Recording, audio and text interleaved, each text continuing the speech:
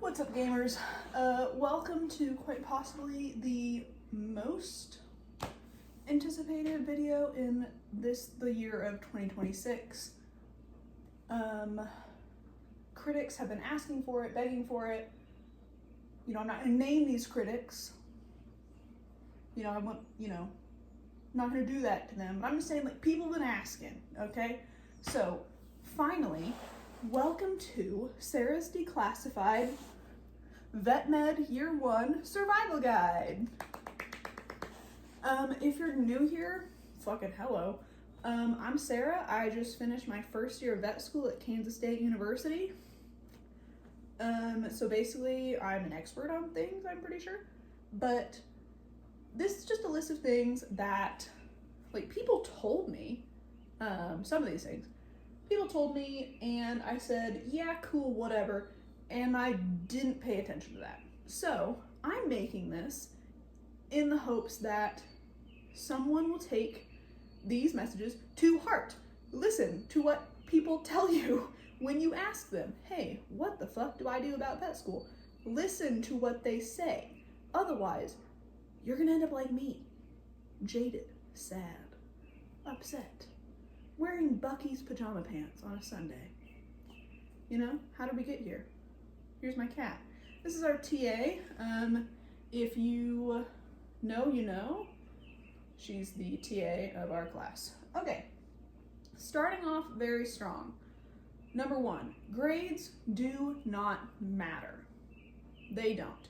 If you were a straight A student in undergrad, do not expect that you will be a straight A student in vet school. Do not hold yourself to the same standards that you did in undergrad. You're going to burn out, you're going to hate yourself, and you're going to feel like a loser. But you're not. So, grades do not matter. Caveat being, it matters that you maintain a grade high enough to stay in the program. So stay in the program, and second caveat, understand the material. Whether or not you get 100 on the exam does not matter if you do not understand the material. Like, there was a quiz that I got a 98 on. Did I know anything? No. I memorized the information. I had to go back and actually learn that material later. So, just because you did well on an exam does not mean you understand the material. So understand the material and keep your grade high enough to stay in the program. Other than that, grades do not fucking matter. Same with class rank. Rank doesn't matter. The only times that I think, or that I've heard people like needing to know about it, has been for some scholarships. And if you're going to do like a residency or an internship after vet school, some of them, or like that's when your rank matters, I think. But in your day-to-day life, knowing where you're at in the class rank is either going to hurt your feelings or give you a way too big of an ego. So, do with that what you will. I don't know where I rank in the class. I have a guess, but like, I have no idea. And I'm not going to find that out unless I need to. And as of yet, I have not needed to. So, don't seek that out. It's gonna hurt your fucking feelings, or you're gonna get an ego and then you're gonna be a big bitch. Third, do not share grades or your rank. That is dumb and useless. And ties into number 4, do not compare yourself. But with number 3, do not share grades, do not share rank. Within my friend group, we all unanimously and just kind of on our own decided we are not sharing grades. The only time that we have shared like specific grades was one of our friends, genius that she is, she asked, hey, can I tell you something about my grade? Daisy, not now. That might upset you. And we were like, yeah, sure. This bitch, she got a 99.91 as an average in the class. And we were all like, what the hell? In an impressive way, not in like a you fucking bitch, but we were like, damn girl. So do not share grades unless explicitly asked. and everyone is okay with it. I have shared my grade a few times, especially during finals, because I was like, do you guys think it's feasible that like a professor would bump my grade from this to this? The answer is almost always no, by the way. But like, other than that, do not share it. Don't share your class rank. Once again, it's either going to hurt your feelings, hurt someone else's feelings, give you an ego, give somebody else an ego, and it doesn't really do anything. Like, before you want to share your grade, your rank, whatever, think, does it do anything? Like, what is the result of this? What do I hope to accomplish with this? If the answer is, I want to feel better about myself, go to therapy, queen. The only time that I think it is okay to share your grade is if you need to dunk on someone to get them off your back. The one time that I like explicitly shared an exam grade with someone was when they, like, throughout the entire year had just been treating me like they felt they were smarter than me, which is another thing I should have added on here. You all got into the same exact vet school class in the same exact school and are doing the exact same thing. So no one is smarter than anybody else in the school, or anybody else in the class, I should say. Everyone just has their different strengths and different weaknesses and different care levels when it comes to how many hours you're willing to dedicate to studying. That's the difference. That is. This girl who thought she was smarter than me, she's the type of person who she is going to sit and study for 6 hours a night, every single night, all through the weekend, and is going to like focus on learning every single little detail. And I mean, that's great and all for some people, but it's not the way that I want to spend my time in vet school, and so I didn't. So anyway, she just wouldn't like stop making snippy comments about how I studied, when I started studying.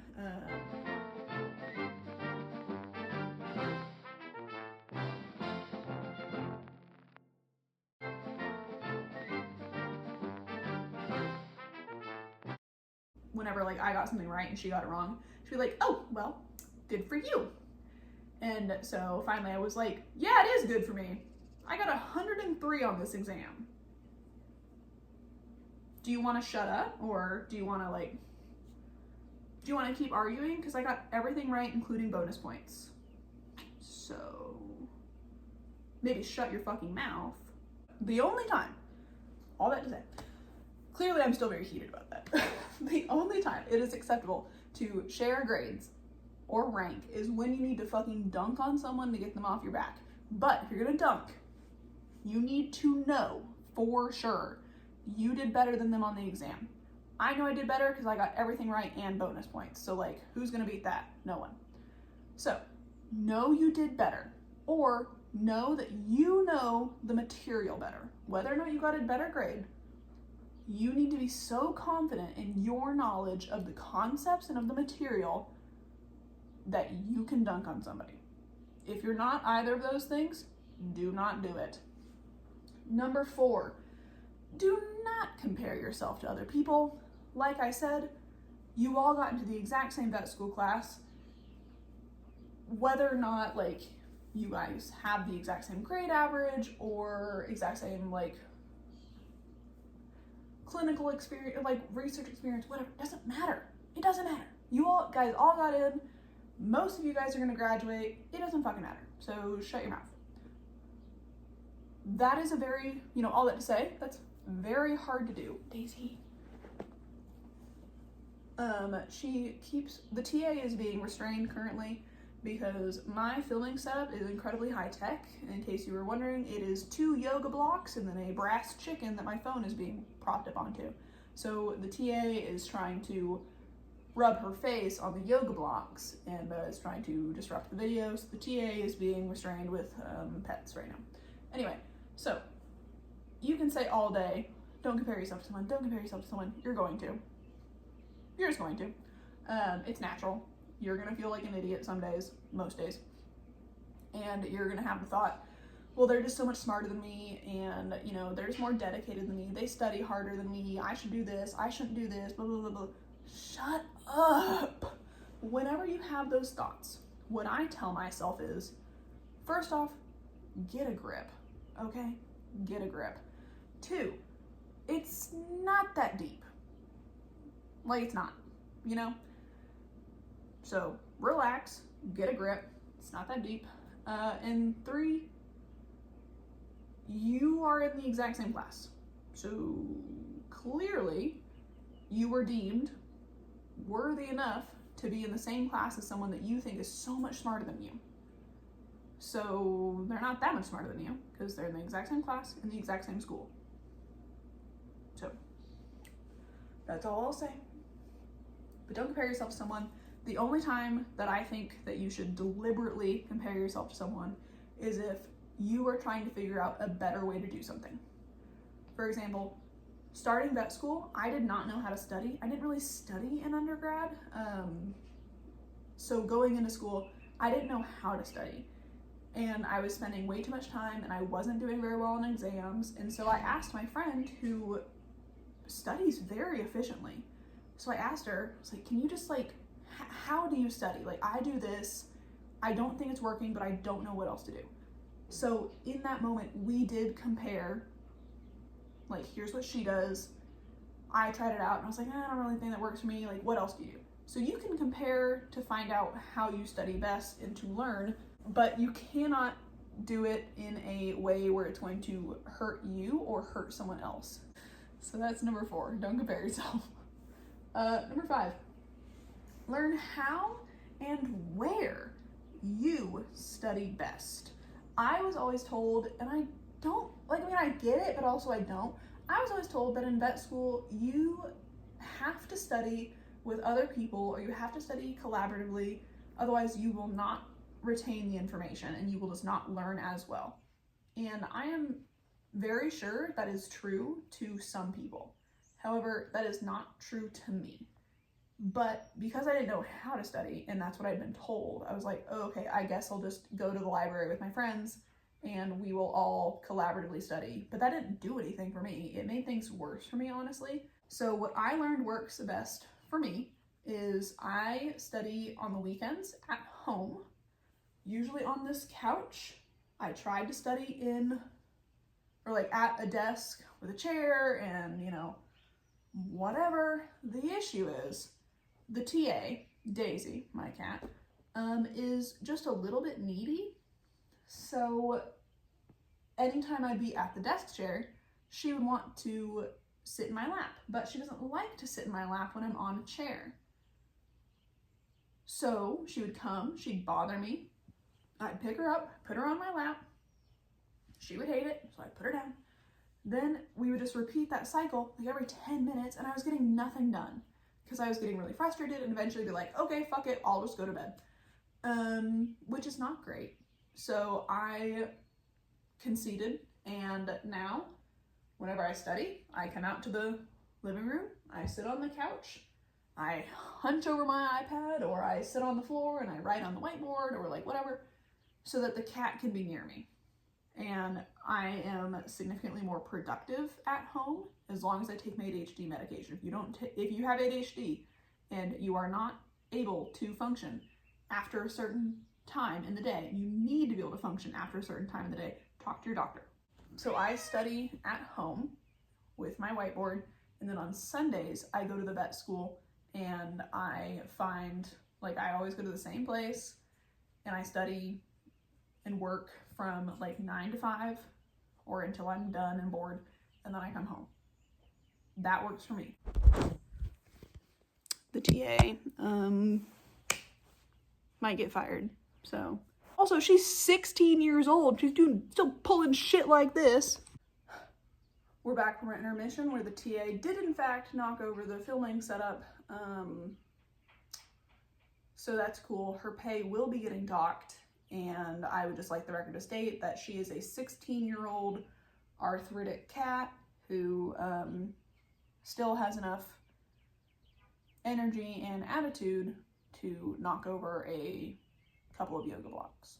Anyway, I guess that puts an end to point 5. So just, figure out what works best with you. Oh, also, how you study for one class is not going to be the way that you study for all your other classes. It's just not going to be. Some classes, I really relied on Quizlet and like quizzing myself and doing a lot of like practice problems and practice cases. Other classes, you need to draw things out. You need to be able to visualize the big picture and like do all this shit. So be flexible with your study habits, but once you find something that works, don't fuck with it. Don't fuck with it. Please don't. Number 6, eat. What are we doing here? This isn't middle school. We're not doing eating disorder core. No. Your brain needs so much energy. Your body needs so much energy. Eat something, dude. Like, relax.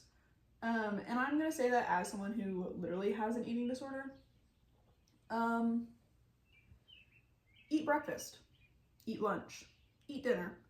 Doesn't always have to be like, well, I had my daily serving of carrots and I had, like, it doesn't always have to be a healthy dinner, but like, you need to eat something. You need to fuel your body. Otherwise, your body will fail you. Your mind will fail you. Like, if you want to be successful, set yourself up for fucking success. Same point. Sleep. Sleep. Don't like sacrifice your sleep. It's literally not worth it. All right, so sleep. 8, have fun. Like, have fun. Yes, vet school is stressful and sometimes it's not that fun. But like, for most of us, this is going to be your last college experience, right? Like, I didn't have a lot of fun in undergrad. I'm having a lot of fun in vet school. Don't miss out on fun opportunities and memorable opportunities because you want to stay home and study. Don't do that. You're going to regret it later on, like I guarantee you. That being said, if your idea of fun is not going out with your friends and instead it's staying at home, stay at home then. Do that. You don't always have to go out. You don't always have to go do something. If your idea of fun is turning your phone on Do Not Disturb and watching Markiplier for 8 hours, do that. That's what I do half the time. There are times where I'm like, no, I don't want to socialize. What I want to do is I want to come home, want to turn off all my lights, I want to have a little drinky drink, and I want to watch YouTube. And that's okay. Like, these are just, be a person. Be a person. That's all. You don't need to be student all the time. I would say, obviously, first, you are a person with needs, both emotional and physical. Take care of those. Then you can be a good student. Like, your mental health and physical health play into your academic health so much. Like, pay attention to that. Don't take that for granted. Ending it off, number 9. Do not spend all of your time with one person. You will not like that person after a certain amount of time. I don't care if you're best friends before vet school. I don't care if you're best friends during vet school. Do not spend all your time with that person. Give yourself space, diversify who you talk to, because holy shit, if you sit next to someone for 8 hours a day and then you're at lunch with them and you have to talk through lunch and then you walk home or walk to your car together and then you do an extracurricular with them, you're gonna fucking hate them. So don't do it. That is the last piece of advice I think I have for right now. If I think of anything else, which I probably will, we'll do another video. But for now, this has been possibly part 1 of Sarah's Declassified first year vet med survival guide. There has to be a snappier title, but like, I don't know it. So that's all. Any questions, any concerns? Tell me about them. I don't know.